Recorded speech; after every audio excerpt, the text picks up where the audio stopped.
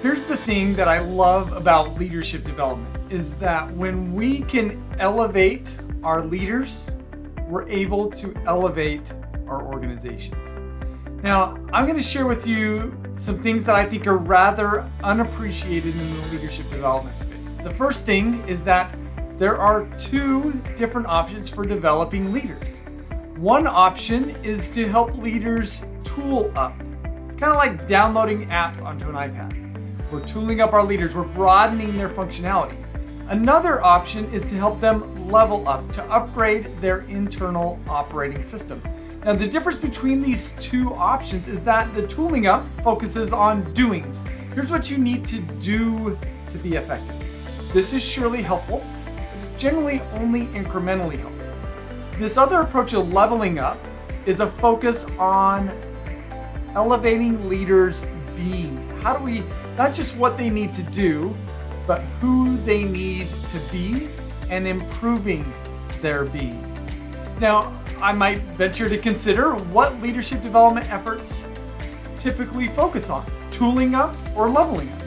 My experience is that at least 90% of all leadership development efforts focuses on leveling up, helping leaders to do better.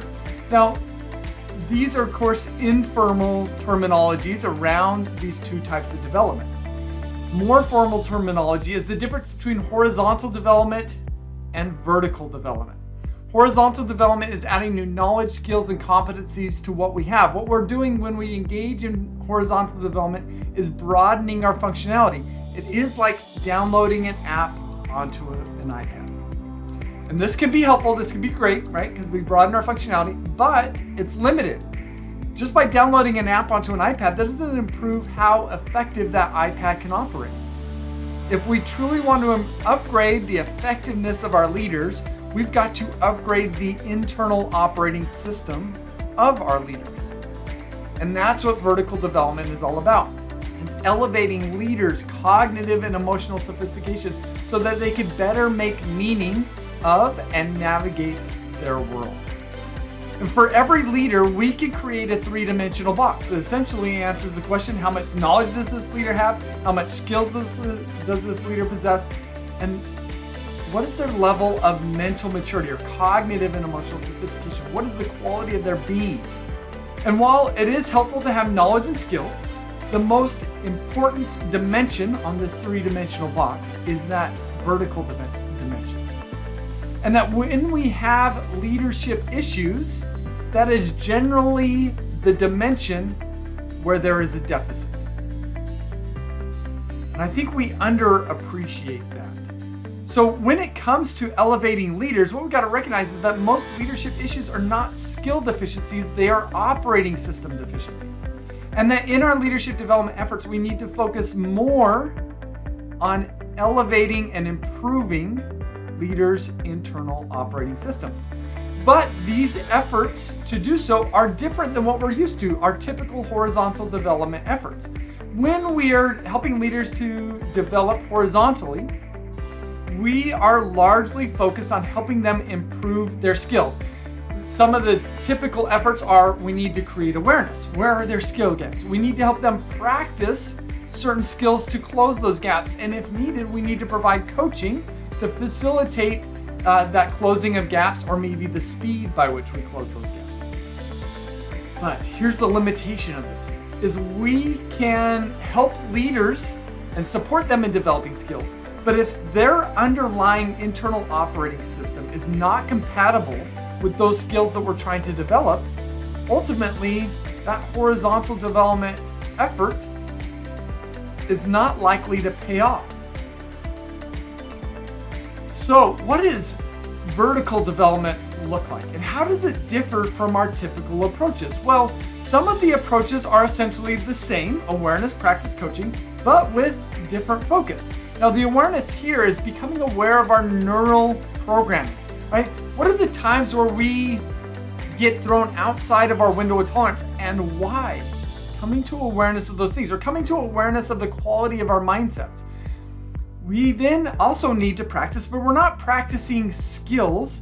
we're testing out, trying out, and experimenting with new neural pathways. I've never thought of it this way before. I've never tried it out this way before. Let me try it out this time, and let me see if my beliefs over here are unfounded. We need to allow leaders to experiment with new neural pathways. And we probably need coaching to help facilitate both of these things. Deepening one's self-awareness around their neural programming and engaging in that effort to try out new neural pathways. But there's something new here to vertical development that is oftentimes overlooked, and that is improving one's neurology. Now, really, the focus here is on rewiring the mind. I'll tell you some specific examples of this here in just a minute, but the emphasis here of vertical development is not skill development, it's neural reprogramming. And this is just different. Here's what it looks like. Right? For neural reprogramming, this could be workshops and guided exploration to facilitate deeper awareness of one's neural programming. For practice, this could be opportunities for experimentation. Sometimes we could create those situations almost in a lab-like setting. Other times we need to create that in a real-world environment, but maybe at a smaller scale, and we allow them to scale up. For coaching, this requires individual coaching sessions.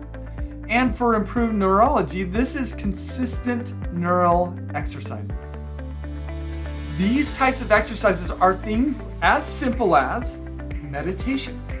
Meditation is a consistent neural exercise that actually enhances one's nervous system. It broadens their window of tolerance so that during stress, change, pressure, uncertainty, or complexity, they're more likely to stay grounded and present and make more sound decisions. So meditation is an example of that. There's mindset development exercises such as watching videos, reading articles, reading books, engaging in discussions.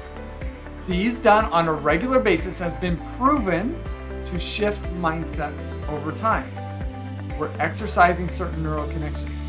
At a really deep level, this might involve engaging in trauma therapy with a licensed therapist.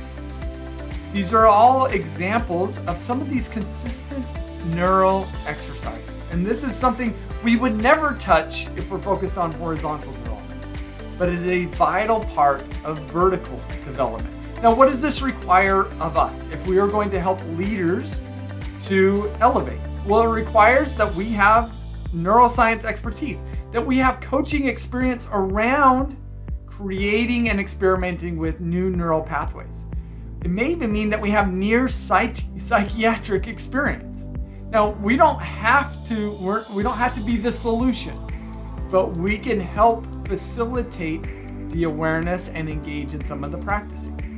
And we need to have access to neural-based exercises. And the reality is that not many organizations have people with these types of expertise or experience. And that's where I can come in. I would love to help you elevate your leaders through this focus on vertical development. Now, if we want our leaders to vertically develop, we have got to engage in different practices than what we are typically used to. Those are the horizontal practices. We've got to focus on vertical development. And it requires something different of us. And it requires something different from them. Hopefully this helps that become clear. Of course, if I can help you in any way, I would love to do so.